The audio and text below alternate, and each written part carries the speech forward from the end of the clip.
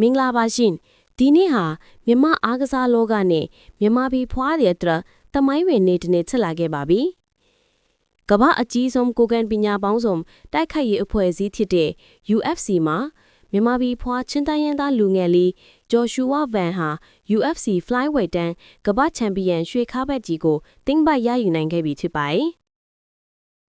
ကမ္ဘာအဆင့်ဖိုက်တာကြီးတွေကိုကြော်ဖြတ်ပြီးဒီနေ့မှာတော့ကျွန်တော်တို့ရဲ့ဂျော်ရှူဝါဗန်ဟာကမ္ဘာထိပ်ဆုံးနေရာကိုရောက်ရှိသွားခဲ့ပါပြီ။ဒီပွဲရဲ့အသေးစိတ်အကြောင်းအရာတွေကိုအခုပဲပြောပြပေးသွားပါမယ်။ဒီကနေ့ဒီဇင်ဘာလ9ရက်နေ့အမေရိကန်ပြည်ထောင်စုမှာကျင်းပခဲ့တဲ့ UFC Flyweight တန်းကမ္ဘာချန်ပီယံလူပွဲကြီးမှာတော့စင်ခေါ်သူဂျော်ရှူဝါဗန်နဲ့လက်ရှိချန်ပီယံဘရာဇီးဖိုက်တာအလက်ဇန်ဒါပန်တိုဂျာတို့ရှင်ပြိုင်ထိုးတက်ခဲ့ကြပါတယ်။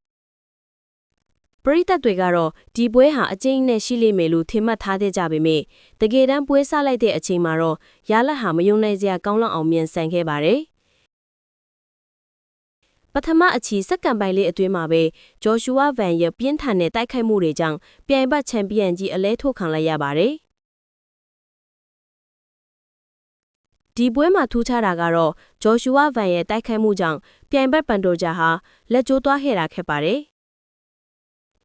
လက်ကျိုးသွားတဲ့တန်ရာကြောင့်ချန်ပီယံဟောင်းကြီးဟာပွဲကိုဆက်လက်မရှင်ပြိုင်နိုင်တော့ပဲလက်မြောက်အရှုံးပေးလိုက်ရတာပါ။ဒါကြောင့်ပထမအချီမှာပဲဂျော်ရှူဝါဖန်ကအလဲထိုးနဲ့အနိုင်ယူပြီး UFC Flyweight တန်းကမ္ဘာချန်ပီယံအဖြစ်တရားဝင်ကြေညာခံလိုက်ရပါတယ်။ဂျော်ရှူဝါဖန်ရဲ့ဒီအောင်မြင်မှုမှာလွယ်ကူကူရခဲ့တာတော့မဟုတ်ပါဘူး။သူဟာဒီချန်ပီယံခါးပတ်ကိုစိန်ခေါ်ခွင့်ရဖို့အတွက်ပြင်းထန်တဲ့စမ်းသပ်မှုတွေကိုကြော်ဖြတ်ခဲ့ရတာပါ။မှတ်မိကြအောင်ပဲထင်ပါတယ်။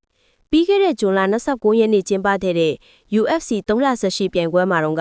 ဂျော်ရှူဝါဗန်ဟာ UFC Flyweight တန်းရဲ့အဆင့်1နေရာမှာရပ်တည်နေတဲ့ Brandon Rival ကိုအနိုင်ယူပြခဲ့ပါတယ်။အဆင့်1ဖိုက်တာကိုဖျက်ချော်နိုင်ခဲ့ပြီးတဲ့နောက်မှာတော့အခုလိုမျိုးကမ္ဘာချန်ပီယံခါးပတ်ကိုစိန်ခေါ်ခွင့်ရရှိလာခဲ့တာဖြစ်ပါတယ်။မြန်မာပြည်ဖွားအမေရိကန်နိုင်ငံသားချင်းတိုင်းရင်းသားလူငယ်လေးတစ်ယောက်အနေနဲ့အခုလိုကမ္ဘာအဆင့်မှာအောင်မြင်မှုရယူနိုင်တာဟာတကယ်ကိုဂုဏ်ယူစရာပါ။သူ့ရဲ့စ조사အားထုတ်မှုဇွဲလုံလေးတွေကအခုဆိုရင်အသီးပွင့်ခံစားနေရပြီဖြစ်ပါတယ်။ကဲပရိသတ်ကြီးရဲ့အခုလိုမျိုးမြန်မာပြည်ဖွားဖိုက်တာတယောက် UFC ချန်ပီယံဖြစ်လာတဲ့အပေါ်ဘယ်လိုမြင်ကြလဲခင်ဗျာ။ဂျော်ရှူဝါဗန်ရဲ့လက်ထဲချက်တွေသူ့ရဲ့တိုက်ခိုက်ရေးပုံစံတွေကိုဘယ်လိုသဘောကျလဲဆိုတာ comment မှာဝင်ရောက်ဆွေးနွေးပေးကြပါအောင်။ဂျော်ရှူဝါဗန်တယောက်ရှိစမဲ့ခီးလမ်းမှာလဲဒီထက်မကအောင်မြင်မှုတွေရပါစေလို့ကျွန်တော်တို့ channel ကနေစုမွန်ကောင်တောင်းပေးလိုက်ပါရယ်။ဒီဗီဒီယိုလေးကိုနှစ်သက်တယ်ဆိုရင် like နဲ့ share လုပ်ဖို့မမေ့ပါနဲ့အားလုံးပဲကျေးဇူးတင်ပါတယ်